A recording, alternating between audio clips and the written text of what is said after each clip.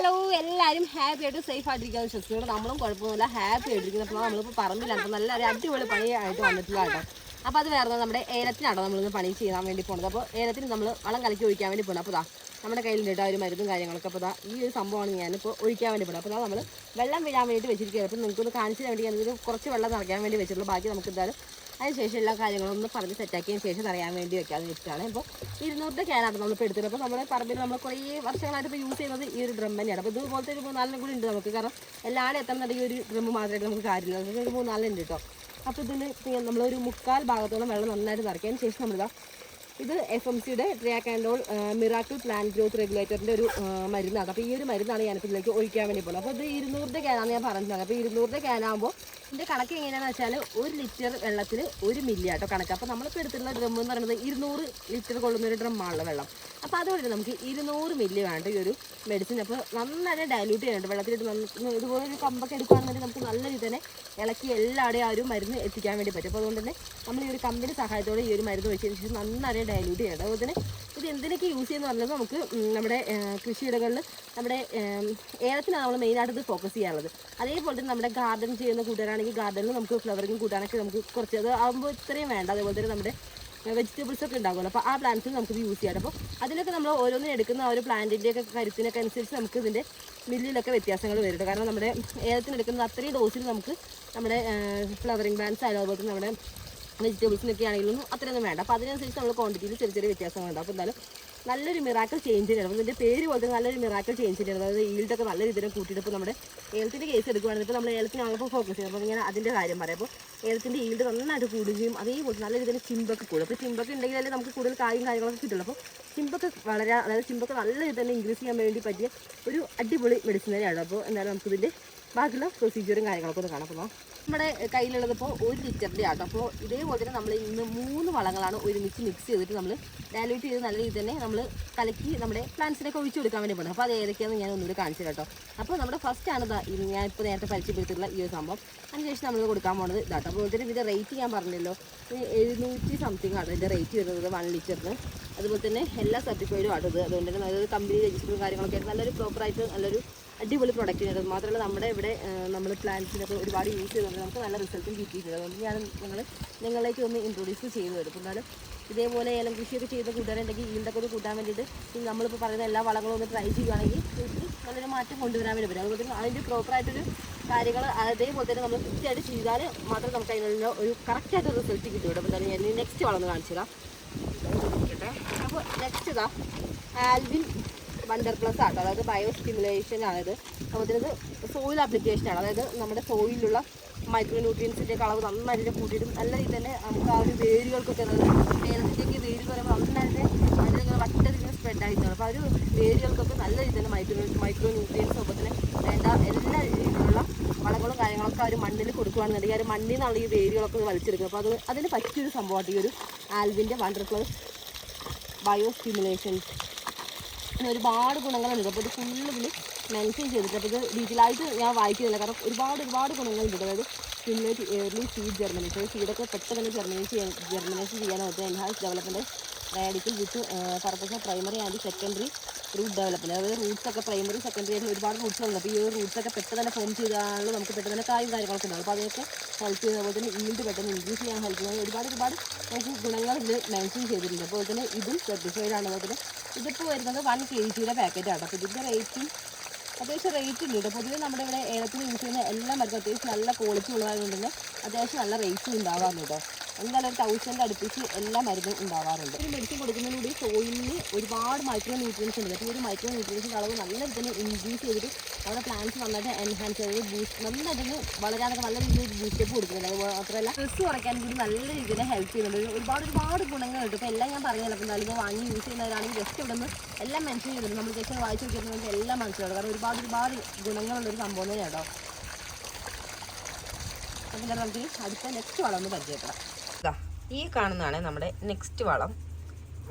ഇത് 25 കിലോയുടെ ചാക്കിലാട്ടോ ഇപ്പോൾ വന്നിട്ടുള്ളത്. ഇതിൽ നമ്മളിതാ പകുതിയോളം എടുത്ത് യൂസ് ചെയ്തിട്ട് ഇത്രയായിട്ടുള്ളത് ക്വാണ്ടിറ്റി. ഇതിൻ്റെ ഫോം എങ്ങനെയാണെന്ന് കാണിച്ചു തരാം.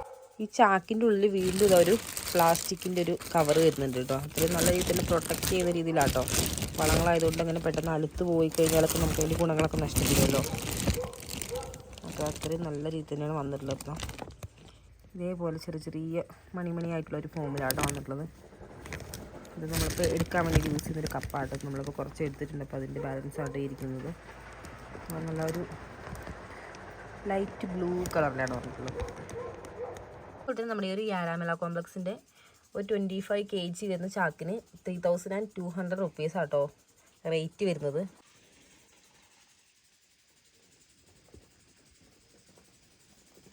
മൂന്ന് വളങ്ങളുള്ളതുകൊണ്ട് ഞാൻ 3 ബക്കറ്റ് പോയി എടുത്തിട്ടുണ്ട്. അപ്പോൾ നമുക്ക് ബക്കറ്റിൻ്റെ ഒരു 3/4 ഭാഗത്തോളം വെള്ളം പിടിക്കാം.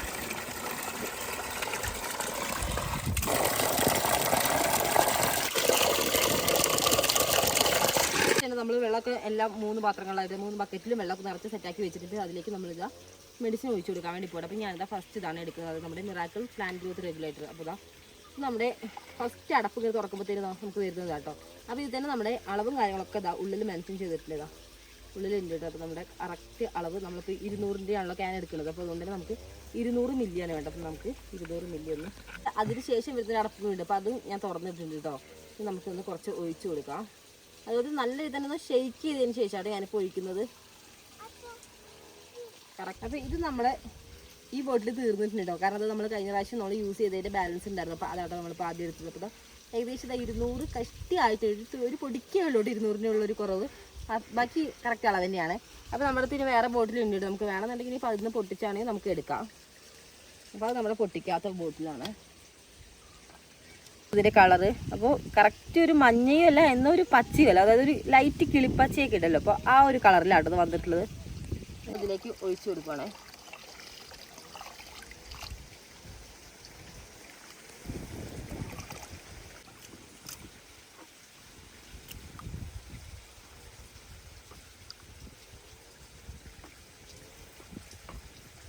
നന്നായിട്ട് ഇളക്കി നമുക്ക് ആ ഒരു മരുന്ന് എല്ലാവരുടെയും ഒന്ന് ലയിപ്പിച്ചു കൊടുക്കാം. ഓൾറെഡി ഇത് ലിക്വിഡാണ്, എന്നാലും നമുക്ക് നന്നായിട്ടൊന്ന് പോവുകയാണെങ്കിൽ എല്ലാവരും നല്ല രീതിയിൽ തന്നെ എത്തുമല്ലോ. ഇവിടെ നെക്സ്റ്റ് വളം എടുത്തിട്ടുണ്ട്. ഇത് ഞാൻ എടുത്തുള്ളത് 200 ഗ്രാമാണ്. അപ്പോൾ ഇത് നമ്മുടെ Alvin wonder plus bio stimulant ആണ് എടുത്തിട്ടുള്ളത്. അപ്പോൾ ഇതാ നെക്സ്റ്റ് ബക്കറ്റിലേക്ക് ഇട്ട് കൊടുക്കുകയാണ്. ഇത് നല്ല പൗഡറി ഫോമിലാട്ടോ വരുന്നത്. ഇത് നമുക്ക് കമ്പ് വെച്ച് നന്നായിട്ട് ഇളക്കി മിക്സ് ചെയ്യാം.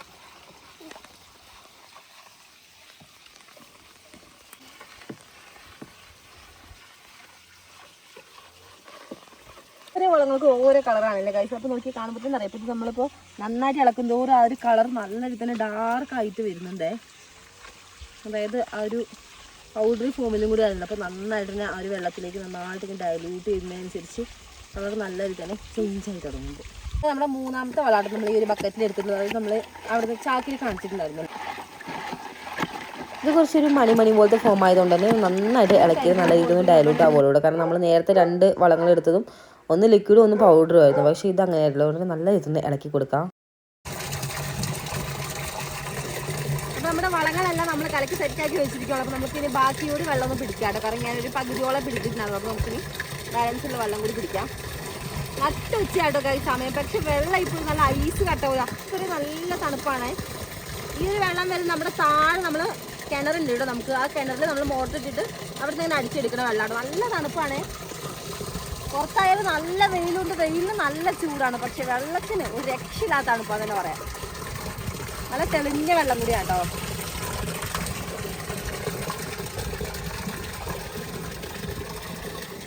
പിന്നെ നമ്മൾ അവിടുത്തെ മോട്ടറിട്ട് അടിക്കുകയുള്ളൂ. അതുകൊണ്ട് തന്നെ നമുക്ക് നല്ല മഴയുള്ള സമയത്താണ് പിന്നെ നല്ല കലങ്ങിയിട്ട് വെള്ളം വരാറുള്ളൂ. അല്ലെങ്കിൽ നമുക്ക് ഒരു ഇതൊക്കെ നന്നായിട്ട് തെളിഞ്ഞിട്ട്. അപ്പോൾ പിന്നെ മഴയൊന്നും അധികം ഇല്ലല്ലോ. 3/4 ഭാഗത്തോളം കേട്ടോ വെള്ളം പിടിച്ചിട്ടുള്ളൂ. കാരണം നമ്മൾ 3 ബക്കറ്റുകളിലായിട്ട് നമ്മുടെ വളങ്ങളൊക്കെ മിക്സ് ചെയ്ത് വെച്ചിരിക്കുകയാണല്ലോ.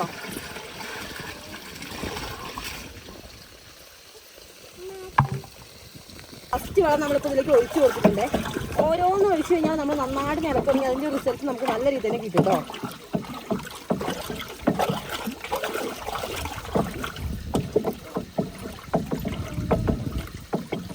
നെക്സ്റ്റ് വളതാ ഒഴിച്ചു കൊടുക്കുകയാണ്.